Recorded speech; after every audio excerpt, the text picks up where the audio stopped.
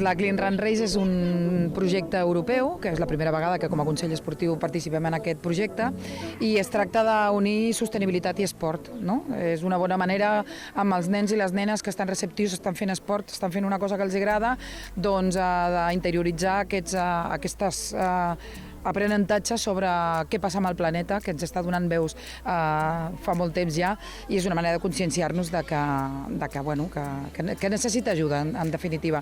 La jornada d'avui ha sigut una jornada esportiva que ha combinat una part de cursa d'orientació i a part s'han fet uns tallers de sostenibilitat. Hi ha hagut 4 zones de tallers i a cada taller s'ha fet 3 activitats. Una ha sigut una recollida de residus, tots els participants han posat guants, una recollida de residus controlada, hem posat prèviament nosaltres uns residus ja escollits prèviament i els havien de depositar amb 5 contenidors que teníem. Aquest ha estat un dels tallers, una recollida de residus. Després s'ha fet un joc del mocador, el joc tradicional del mocador adaptat, on es feien preguntes relacionades amb sostenibilitat i havien, si era verdader o fals, havien de sortir a agafar el mocador.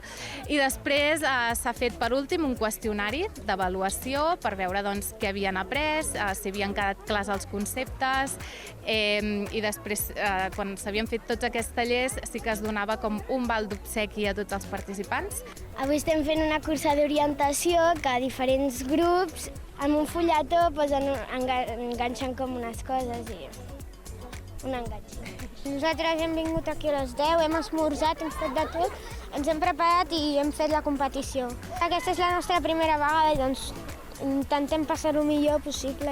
S'ha de reciclar i també treballar en grup. Nosaltres vam saber a finals del 2022 que la Unió Europea ens havia atorgat aquest programa, s'havien decidit. Nosaltres vam aplicar per una convocatòria que és l'Erasmus+, i aleshores allà moltes entitats europees porten el seu projecte.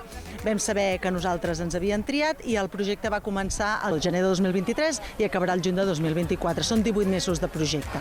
L'activitat d'aquest projecte bàsicament ha estat l'edició d'uns llibres educatius que hem editat en anglès, en castellà i en català, tallers de formació i tallers amb experts, i després l'esdeveniment que hem fet aquí a Catalunya, que és aquest que estem fent avui aquí al Parc Catalunya de Sabadell, i un l'hem fet a Malta, el vam fer primer, el dia 21 d'abril, que va ser una sortida amb vaixells a recollir residus per les costes malteses. Hem treballat aquest projecte amb uns partners, un d'ells és la Unió Excursionista de Sabadell, que ha anat explicant a les escoles que era una cursa d'orientació, i vam pensar que era una bona manera de que els nens i les nenes poguessin fer esport i poguessin a la vegada tenir cura del medi ambient. En aquest país, si es fa reciclatge, és gràcies a les escoles.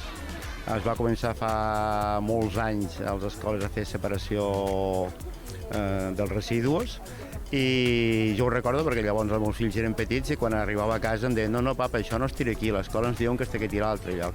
Per tant, jo crec que tot el que es faci a nivell d'infància i de joventut i sobretot d'infància influeix a les famílies.